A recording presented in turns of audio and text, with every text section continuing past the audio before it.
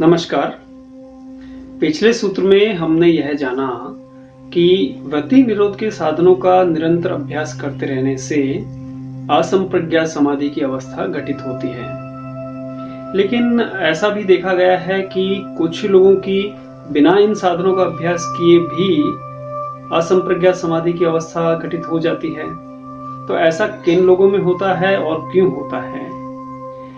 तो अगले सूत्र में महर्षि पतंजलि इसी के बारे में बात कर रहे हैं। महर्षि कहते हैं, भव प्रत्यो विदेह प्रकृति लयानाम, अर्थात ऐसी असंप्रज्ञात समाधि जिसका जन्म मात्र ही कारण प्रतीत होता है, वह विदेह और प्रकृति लय नामक योगियों की होती है।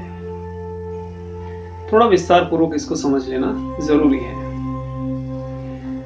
जब साधक वृत्ति निरोध के साधनों का निरंतर अभ्यास करता रहता है, तब असंप्रज्ञात समाधि की अवस्था आने से पूर्व विदेहता और प्रकृति लयता नामक अवस्थाएं आती हैं।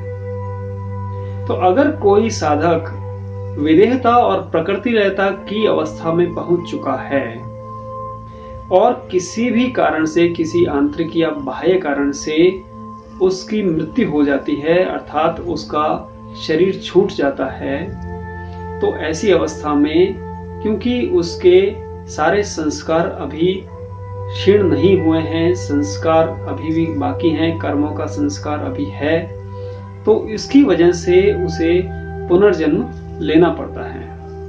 और पुनर्जन्म लेने पर क्योंकि पिछले जन्म में उसने वृत्ति निरोध के साधनों का अभ्यास किया था और वह विदेहता और प्रकृति लयता की अवस्था में पहुंच चुका था, उस कोटि का वह योगी था, इसलिए पुनर्जन्म लेने पर बिना इन साधनों का अभ्यास किए भी उसकी असंप्रज्ञात समाधि घटित हो जाती है।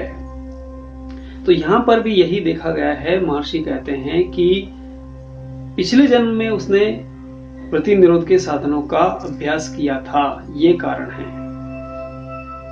आशा करता हूं कि आपको यह सूत्र अच्छे से समझ में आ गया होगा, और अगर आपको मेरी यह वीडियो सीरीज पसंद आ रही है तो आप जरूर से वीडियोस को लाइक कीजिए, शेयर कीजिए और चैनल को सब्सक्राइब कीजिए। इससे मुझे और भी इस सीरीज को आगे बढ़ाने में और इस पूरे शास्त्र को अच्छे से आपको समझाने में बहुत ज्यादा प्रोत्साहन मिलता है। धन्यवाद।